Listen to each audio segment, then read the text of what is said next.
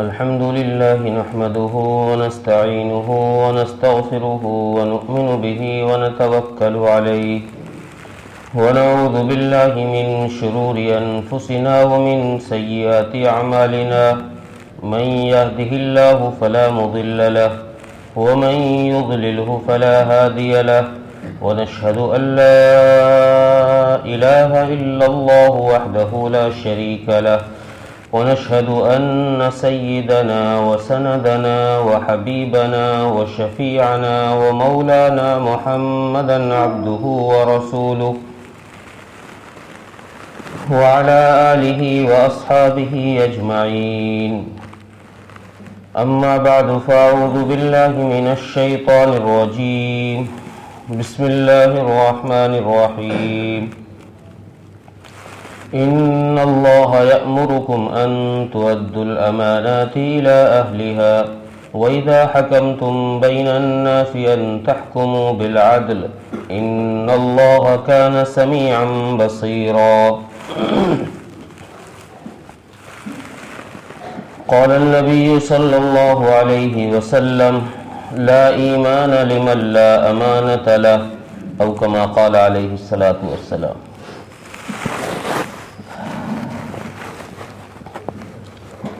واجب الاحترام بزرگوں، عزیزوں، غیور نوجوان دوستوں اور بھائیوں،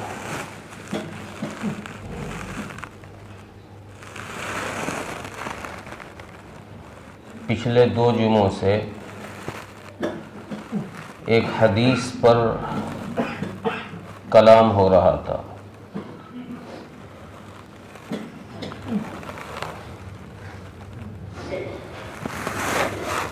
اور وہ حدیث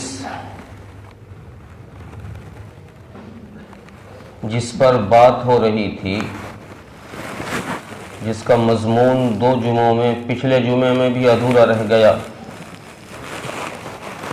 وہ حضرت ابو ہریرہ رضی اللہ عنہ کی حدیث ہے، جس میں حضرت ابو ہریرہ رضی اللہ عنہ ارشاد فرماتے ہیں کہ رسول اللہ صلی اللہ علیہ وسلم نے ارشاد فرمایا لا ایمان لمن لا آیت المنافق ثلاث اذا حدث کذب واذا وعد اخلف واذا اؤتمن خان.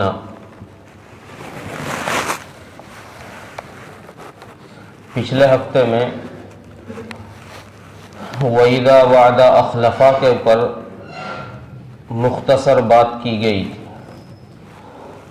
کہ وعدہ خلافی کرنا یہ ایمان والے کی علامت نہیں ہے، مومن کی پہچان نہیں ہے، یہ منافق کی پہچان.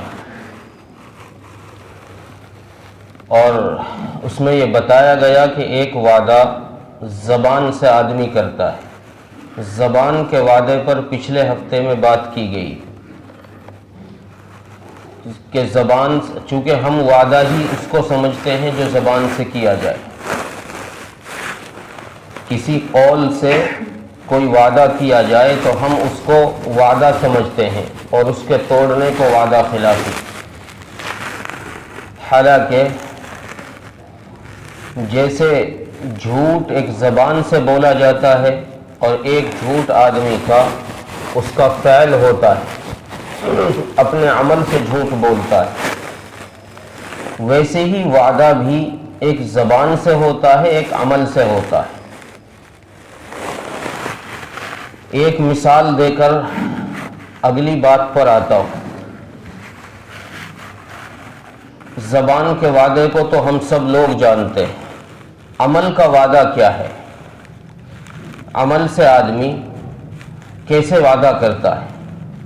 مثال کے طور پر ہم کسی ملک میں رہتے ہیں، اس ملک کے قوانین کا پورا کرنا، اس کا ہم نے بطور شہری ہونے کے وعدہ کیا ہے. وہاں رہنا ہمارا اس بات کا وعدہ ہے، ہم اپنے عمل سے یہ وعدہ کر رہے ہیں اس شہر میں، اس ملک میں رہ کر کہ ہم یہاں کے قانون کی حفاظت کریں گے، جب تک کہ وہ قانون ہمیں کسی گناہ پر آمادہ نہ کرے. ہاں اگر کسی قانون کی وجہ سے کوئی گناہ سرزد ہو رہا ہے، کسی گناہ پر وہ قانون ہمیں آمادہ کر رہا ہے، تو پھر تو حدیث میں صاف اعلان فرمایا لا طاعت المخلوق فی معصیت الخالق، کہ گناہ کے کام میں، اللہ کی نافرمانی کے کاموں میں مخلوق کی اطاعت نہیں ہے۔ گناہ کے کاموں میں مخلوق کی اطاعت نہیں ہے، اب چاہے وہ مخلوق میں حکمراں ہو، چاہے مخلوق میں اپنا کوئی بڑا ہو، حتیٰ کہ اگر ماں باپ بھی کسی گناہ کے کام کی دعوت دیں تو اس میں ان کی اطاعت نہیں کی جائے گی۔ اب آدمی کسی ملک میں رہ رہا ہے، وہاں کے قانون کو پورا کرنا یہ اس کے وعدے کو پورا کرنا ہوگا، اور اس ملک کے قوانین کا توڑنا یہ وعدہ خلافی میں داخل ہوگا۔ جیسے ملکوں میں قوانین بنے ہوتے ہیں، دائیں طرف چلنا، بائیں طرف نہ چلنا، بائیں طرف چلنا، دائیں طرف نہ چلنا، ہر ملک کے الگ الگ قانون ہیں۔ لائٹ جلتی ہے، وہ ٹریفک کا جو سگنل ہوتا ہے اس میں یہ قانون بنا رکھا ہے کہ بھئی لال بتی جلے گی تو تمہیں رکنا ہے، ہری بتی جلے گی تو تمہیں چلنا ہے۔ اب اگر کوئی آدمی لال بتی ہو اور پھر رکے نہ، اس کو چلا جائے، پار کر جائے، تو یہ آدمی وعدہ خلافی کر رہا ہے۔ یہ بات میں اس لیے بتا رہا ہوں کہ ہم اس کو وعدہ ہی نہیں سمجھتے۔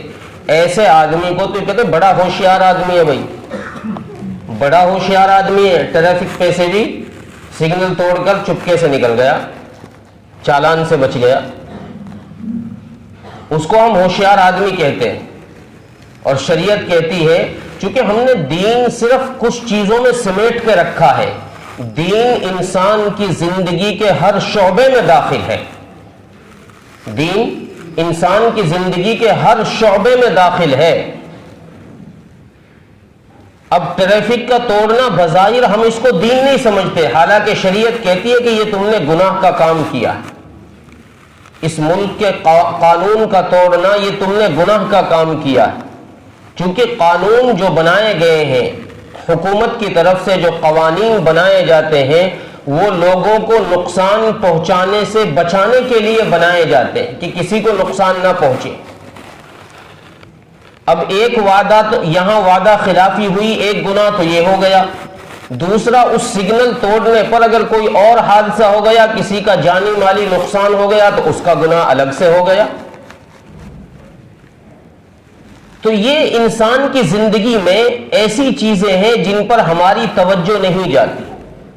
تو یہ ایک مثال میں نے آپ حضرات کو ایک عملی وعدے کی پیش کر کے دکھائی کہ یہ ہمارا وعدہ ہے جس کو ہم نے عملی طور پر وعدہ کیا ہے۔ کسی ملک میں ویزا لے کر جانا، وہاں کے ملک کو اس ویزے سے، اس ویزے کے ملنے پر ہم یہ وعدہ کر رہے ہیں کہ ہم یہاں کے قانون کے پابند رہیں گے، یہاں کے قانون کے پابند رہیں گے۔ یہ باتیں میں اپنی طرف سے نہیں بتا رہا آپ کو، آپ سوچو کہ پتہ نہیں کیا کیا باتیں کہاں کہاں سے دین گھسیڑ دیا ادھر سے۔ حضرت مفتی اعظم مفتی شفیع صاحب مفسر قرآن، جنہوں نے قرآن کریم کی تفسیر معرف القرآن لکھی ہے، انہوں نے یہ بات عرض کی ہے، ان کی بات میں یہ نقل کر رہا ہوں، اور انہوں نے پھر مثال میں اس کو مدلل کرنے کے لیے اس بات کو کہ یہ بھی دین ہے قانون کا پابند رہنا، انہوں نے اس کے لیے ایک مثال قائم کی۔ انہوں نے قرآن کریم کی ایک آیت کریمہ کی طرف اشارہ کیا کہ دیکھو حضرت موسیٰ علیہ السلام نے جب ایک قبطی کے ایک تھپڑ یا ایک گھونسا مارا، ایک مکہ مارا، حضرت موسیٰ علیہ السلام نے نبوت ملنے سے پہلے ایک وہاں کے شہری کے ایک مکہ مارا جس کی وجہ سے اس کی جان چلی گئی، وہ مر گیا ایک مکے میں۔ تو حضرت موسیٰ علیہ السلام وہاں سے بھاگ گئے جان بچا کر، چونکہ یہ غلط کام ہو گیا شہری کا مارنا۔ اب حضرت موسیٰ علیہ السلام اس گناہ، اس عمل کو، حالانکہ ایک کافر کو مارا ہے، اور وہ کافر وہ ہے جس سے کوئی معاہدہ نہیں ہے، کوئی صلح نامہ نہیں ہے۔ اب آپ سوچو گے کہ جس سے معاہدہ نہیں، صلح نامہ نہیں، اس کا مارنا گناہ کیوں ہے؟ اس کا مارنا گناہ ہے اس لیے کہ ہم جس ملک میں رہ رہے ہیں اس ملک میں جس میں حضرت موسیٰ علیہ السلام رہ رہے تھے، اس ملک کا قانون یہ تھا کہ کسی انسان کا تم قتل نہیں کر سکتے، کرو گے تو گنہگار ٹھہرو گے۔ تو حضرت موسیٰ علیہ السلام نے جس قبطی کو مارا، اس قبطی کے مارنے کے بعد حضرت موسیٰ علیہ السلام کو یہ احساس ہو، چونکہ جان بوجھ کے نہیں مارا تھا، وہ ایک مکہ مارا، غصے میں کوئی بات ہو گئی ہوگی آپس میں، ایک گھونسا مارا جس کی وجہ سے اس کی جان نکل گئی، وہ مر گیا اتفاق سے۔ تو حضرت موسیٰ علیہ السلام اس گناہ پر بعد میں استغفار کیا کرتے تھے، جس کو قرآن نے نقل کیا وَلَهُمْ عَلَيَّ ذَنْبٌ فَأَخَافُ أَن يَقْتُلُونَ، کہ حضرت موسیٰ علیہ السلام نے جس قبطی کو مارا، اللہ تبارک و تعالیٰ سے اس کو گناہ سمجھ رہے ہیں حضرت موسیٰ علیہ السلام، اس لیے اللہ سے استغفار کر رہے ہیں۔ تو حضرت مفتی شفیع صاحب رحمۃ اللہ علیہ فرماتے ہیں کہ دیکھو وہاں کا قانون تھا کہ کسی انسان کو نہیں مار سکتے، حضرت موسیٰ علیہ السلام سے وہ قانون ٹوٹا، اس کو کسی انسان کو مارا جس کی وجہ سے قانون ٹوٹا، تو حضرت موسیٰ علیہ السلام اس کو گناہ سمجھ رہے ہیں۔ تو کسی قانون کا توڑنا یہ گناہ ہے۔ یہ ایک عملی مثال میں نے آپ کے سامنے وعدے کی پیش کی ہے۔ تیسری چیز کی طرف چلتے ہیں، پھر وہ ٹائم نہیں رہے گا، جو حدیث میں فرمایا وَإِذَا تُؤْمِنَ خَانَ، کہ جب تمہارے پاس امانت رکھوائی جائے تو اس میں خیانت نہ کرو۔ خیانت کرنا یہ منافق کی علامت ہے۔ یہاں بھی یہ بات سمجھ لینی چاہیے کہ ہم صرف امانت سمجھتے ہیں کہ کسی کے پاس کوئی مال رکھوا دیا، کچھ پیسے رکھوا دیا، کوئی سامان رکھوا دیا کہ بھئی یہ امانت ہے، میں جب مانگوں گا آپ مجھے لوٹا دینا، اگر اس نے نہیں لوٹائی تو یہ اس نے امانت میں خیانت کر لی۔ ہم صرف اتنا جانتے ہیں، اسی کو ہم امانت سمجھتے ہیں، حالانکہ یہی امانت نہیں ہے۔ ہاں امانت کا یہ ایک حصہ ہے، ایک بڑا حصہ ہے، یہ بھی امانت میں سے ہے کہ کسی کے پاس کوئی سامان رکھوایا جائے، کچھ پیسے رکھوائے جائیں تو اس کو چاہیے جس کے پاس امانت رکھوائی ہے کہ اس امانت میں خرد برد نہ کرے، جیسی رکھوائی ہے ویسی واپس کر دے، یہ مومن کی پہچان بتلائی۔ لیکن عربی کے اندر امانت کے معنی آتے ہیں کہ کسی شخص پر کسی عمل کے لیے بھروسہ کرنا، یہ عربی میں معنی ہیں امانت کے، کسی شخص پر کسی عمل کے لیے، کسی کام کے لیے بھروسہ کرنا۔ اب اس میں ہر چیز داخل ہے، کسی آدمی پر ہم کسی بھی معاملے میں بھروسہ کر سکتے ہیں۔ کسی کو ہم نے کوئی بات بتائی تو یہ اس شخص کے پاس امانت ہے ہماری یہ بات، اب اس کو جائز نہیں ہے کہ ہماری اس بات کو لیک کر دے، کسی دوسرے کو بتا دے۔ قرآن کریم نے ہم سب نے جو وعدہ لیا ہے عالم ارواح میں، ساری انسانیت سے اللہ تبارک و تعالیٰ نے ایک وعدہ لیا ہے۔ آپ حضرات کو یاد ہوگا وہ وعدہ، یاد ہوگا وہ وعدہ؟ حضرت آدم علیہ السلام سے لے کر قیامت تک آنے والی ایک ایک روح سے عالم ارواح میں اللہ تبارک و تعالیٰ نے ایک وعدہ لیا۔ کیا وعدہ؟ الست بربکم، کیا میں تمہارا رب نہیں ہوں؟ یہ وعدہ ایک ایک روح سے لیا گیا ہے، ایک ایک انسان سے لیا گیا ہے، کیا میں تمہارا رب نہیں ہوں؟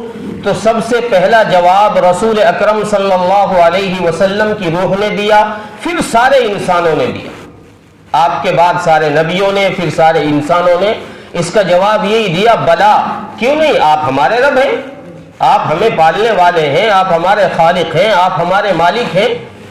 اس وعدے کو قرآن کریم نے امانت سے ذکر کیا سورہ احزاب کے اندر۔ دیکھیے آخری رکوع میں اللہ تبارک و تعالیٰ نے ارشاد فرمایا اِنَّا عَرَضْنَا الْأَمَانَةَ عَلَى السَّمَاوَاتِ وَالْأَرْضِ وَالْجِبَالِ فَأَبَيْنَ أَن يَحْمِلْنَهَا وَأَشْفَقْنَ مِنْهَا وَحَمَلَهَا الْإِنسَانُ إِنَّهُ كَانَ ظَلُومًا جَهُولًا،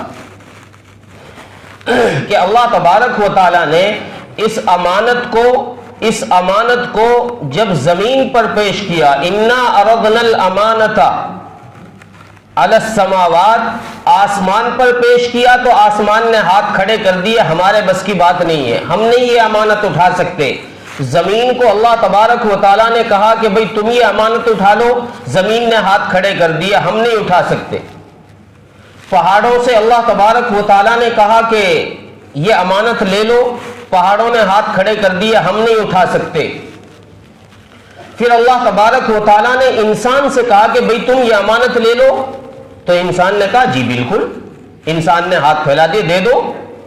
قرآن نے کہا کہ جس امانت کے بوجھ کے اٹھانے سے زمین جیسی مخلوق، اتنی بڑی زمین ہے، اللہ تبارک و تعالیٰ کی اتنی بڑی مخلوق کانپ رہی ہے، پہاڑ جیسے بڑی بڑی مخلوق یہ اللہ تبارک و تعالیٰ کی اس امانت سے کانپ رہے ہیں، لرز رہے ہیں، آسمان جیسی مخلوق اللہ کی اس امانت سے لرز رہی ہے اور انکار کر رہی ہے کہ اللہ تبارک و تعالی ہم اس کو نہیں اٹھا سکتے، تو انسان نے جس کا وجود چھوٹا سا ہے اس انسان نے کہا کہ ہاں میں اس کو قبول کرتا ہوں، میں اٹھاتا ہوں، اور اللہ تبارک و تعالی نے ساتھ ہی فرمایا انہ کان ظلوما جہولا، یہ انسان بڑا ظالم اور نادان ہے، اس کو سمجھ ہی نہیں ہے میں کیا چیز لے رہا ہوں، اس کو سمجھ ہی نہیں ہے میں کیا چیز لے رہا ہوں، کہہ دیا کہ جی ہاں دے دو۔ مفسرین فرماتے ہیں کہ وہ امانت کیا ہے؟ جس امانت کے لینے سے زمین ڈری ہے، آسمان خوف کھایا ہے، پہاڑوں نے لرزہ دکھایا ہے، پہاڑ لرز گئے ہیں اور انسان نے جگرا دکھا کر کے اس کو قبول کر لیا، امانت کیا ہے؟ مفسرین فرماتے ہیں وہ امانت ہے اللہ تبارک و تعالیٰ کی طرف سے یہ زندگی کا ملنا، زندگی کا ملنا یہ اللہ تبارک و تعالیٰ کی طرف سے امانت ہے ہم سب کے لیے۔ گویا اللہ تبارک و تعالیٰ اس زندگی کو دے کر یہ امانت رکھوانا چاہتے ہیں زندگی ہمارے پاس، اور یہ کہہ رہے ہیں اللہ تبارک و تعالیٰ کہ اس زندگی کی ہر چیز کو، ہر ساعت کو، ہر قوت کو، ہر فعل کو تمہیں میرے حکم کے مطابق گزارنا ہے۔ اگر تم نے اس زندگی کے وقت کو میرے حکم کے مطابق نہیں گزارا تو جہنم کا ایندھن بنا دوں گا، اور اگر اس کو میرے حکم کے مطابق گزارا تو تمہیں جنت میں پہنچا دوں گا۔ اب انسان اپنے جسم پر غور کرے، اپنی باڈی پر غور کرے۔ کوئی انسان یہ کہہ سکتا ہے کہ میں ہاتھ کا مالک ہوں، میرا ہاتھ ہے، میرا ہاتھ ہے، میں اپنے ہاتھ کا مالک ہوں؟ نہیں کہہ سکتا۔ کیوں؟ اس کا مالک کوئی اور ہے۔ کسی انسان سے پوچھو بھئی آنکھ کا مالک کون ہے، کوئی انسان نہیں کہے گا میں مالک ہوں، انسان کہے گا جی اس کا کوئی اور مالک ہے۔ زبان کی پوچھے زبان کس کی ملکیت میں ہے، انسان نہیں کہہ سکتا کہ میں اس کا مالک ہوں، اس کا مالک کوئی اور ہے۔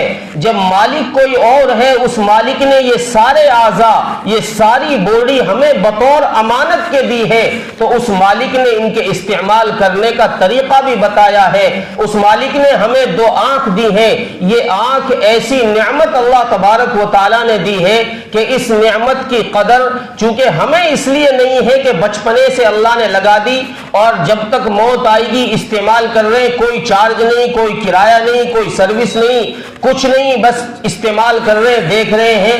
اتنی بڑی نعمت اللہ تبارک و تعالیٰ نے دی ہے، اس لیے اس کی قدر نہیں ہے۔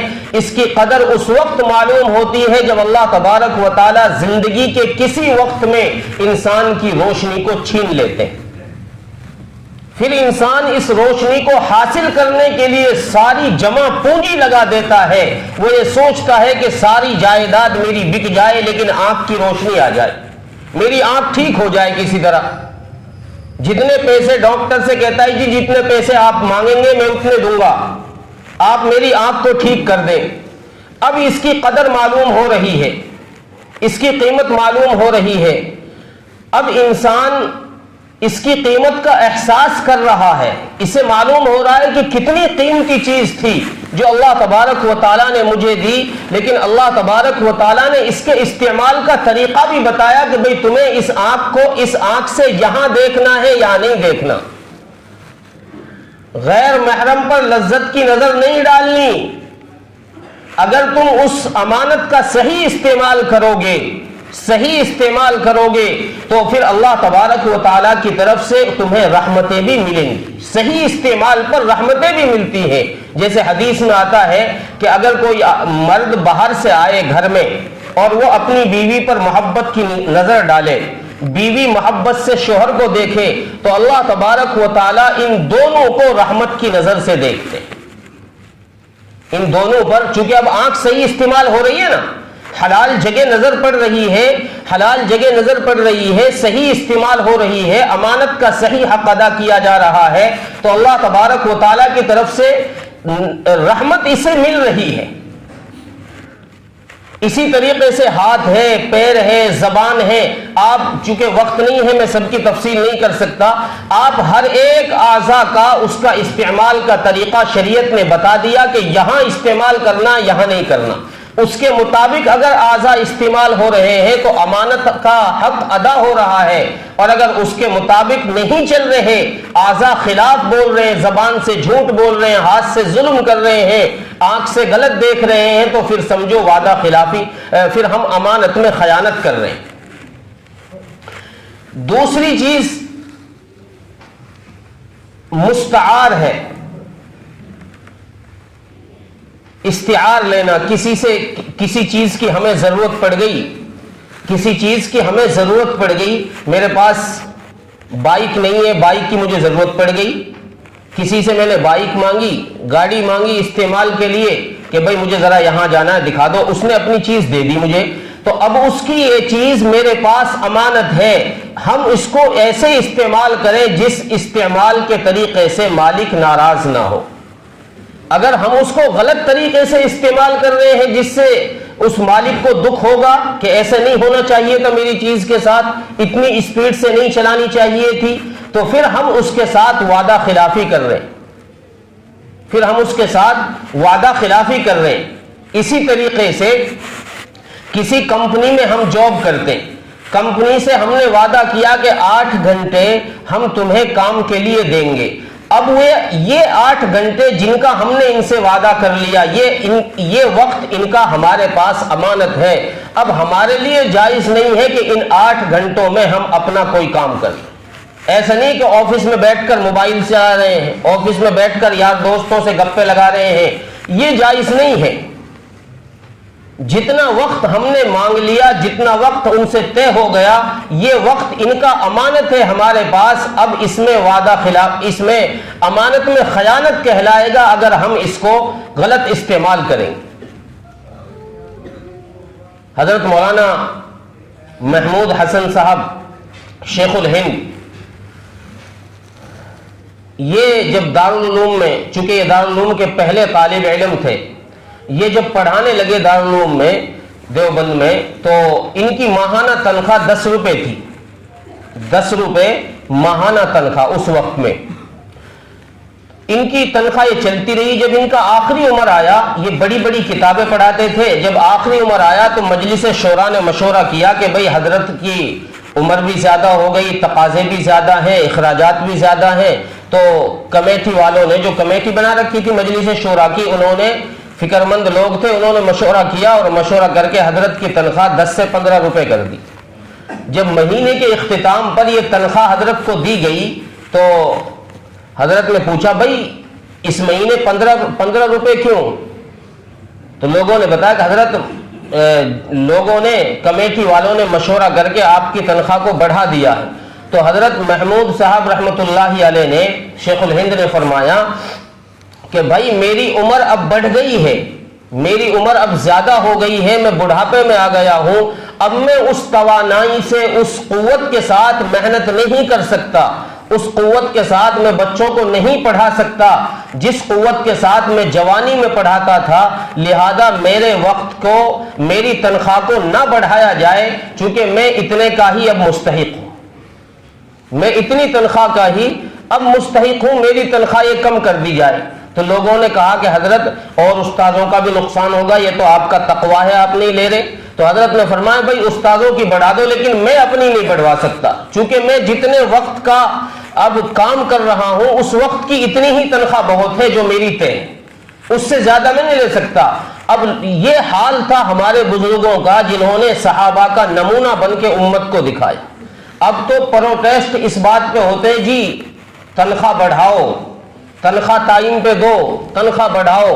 اس چیز پر کون درخواست دے گا کہ بھئی میں اتنا کام نہیں کر پا رہا، میری تنخواہ لہذا اتنی نہیں، اتنی ہونی چاہیے، کم کر دیجئے، میری تنخواہ کم کر دیجئے، کون درخواست دے گا اس چیز کی؟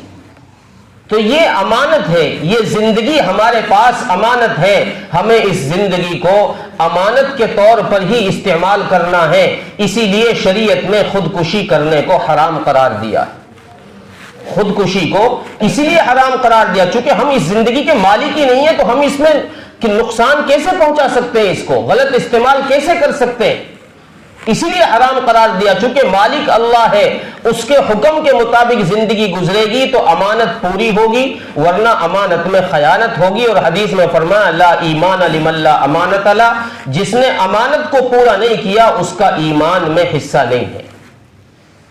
اتنی اہم چیز ہے۔ اللہ تبارک و تعالی عمل کی توفیق عطا فرمائے۔ وآخر دعوانا الحمدللہ رب العالمین۔